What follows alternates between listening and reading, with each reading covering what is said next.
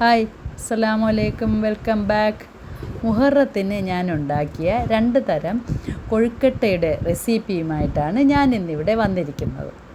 അതിനായി ഞാൻ 2 തരം അരിപ്പൊടിയാണ് എടുത്തിരിക്കുന്നത്. ഒന്ന് വെള്ളയും ഒന്ന് ചുവപ്പും. അതിനോടൊപ്പം 1/2 കിലോ ശർക്കര ഞാൻ എടുത്തിട്ടുണ്ട്.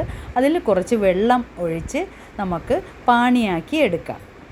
ഇനി നമുക്ക് വേറൊരു പാൻ വെച്ച് അതിനകത്ത് കുറച്ച് വെള്ളം ഒഴിച്ച് അതിനകത്ത് ഒരു അരമുറി ചിരകിയ തേങ്ങയിട്ട് നന്നായി ഒന്ന് വെള്ളം നന്നായിട്ട് തിളച്ചതിന് ശേഷം അല്പം ഉപ്പുമിട്ട് നമ്മൾ എടുത്ത് വെച്ചിരുന്ന വെള്ള അരിപ്പൊടി ഒന്ന് നന്നായിട്ട് കുഴച്ചെടുക്കാം.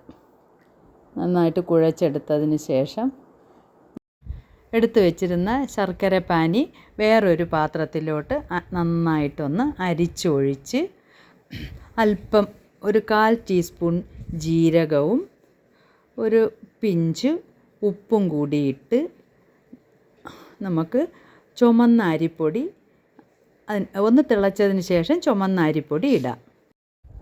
അത് നന്നായി യോജിപ്പിച്ച് കുഴച്ചെടുക്കാം. ഇനി നമുക്ക് അതിലോട്ട് ഒരു അരമുറി ചിരകിയ തേങ്ങ കൂടി ഇട്ട് ഒന്നുകൂടി നന്നായി മിക്സ് ചെയ്ത് ഓഫ് ചെയ്തെടുക്കാം. വെള്ള അരിപ്പൊടിയുടെ മാവും ചുമന്ന അരിപ്പൊടിയുടെ മാവും നന്നായിട്ട് കുഴച്ച് വെച്ചിട്ടുണ്ട്. ആദ്യം കുഴച്ച് വെച്ചിരിക്കുന്ന വെള്ള അരിപ്പൊടിയുടെ മാവ് നമുക്ക് ഇത് കുറേശ്ശെ എടുത്ത് ഇതേപോലെ കൊഴുക്കട്ട ഉണ്ടാക്കി ഫുള്ളും എടുക്കാം. അടുത്തത് ചുമന്ന അരിപ്പൊടിയുടെ മാവ് നേരത്തെ ഉണ്ടാക്കിയതുപോലെ കൊഴുക്കട്ട ഉണ്ടാക്കി എടുക്കാം.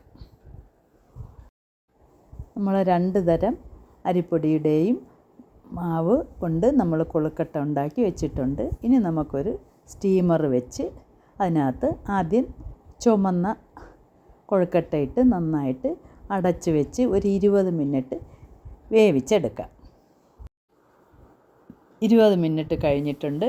നമ്മൾ കൊഴുക്കട്ട നന്നായിട്ട് വെന്തിട്ടുണ്ട്. ഇനി നമുക്കൊരു സെർവിങ് പ്ലേറ്റിലോട്ട് മാറ്റാം.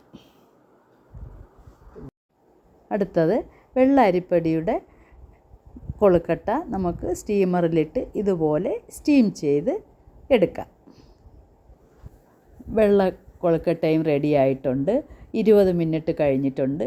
ഇത് നമുക്ക് ഇതുപോലെ ഒരു സെർവിങ് ഡിഷിലോട്ട് മാറ്റാം. അങ്ങനെ നമ്മുടെ 2 തരം കൊഴുക്കട്ട റെഡി ആയിട്ടുണ്ട്. നോമ്പ് തുറക്കാനും സമയമായിട്ടുണ്ട്. അതിനായിട്ട് ഞാൻ കുറച്ച് ഫ്രൂട്ട്സും ജ്യൂസും എല്ലാം തയ്യാറാക്കിയിട്ടുണ്ട്.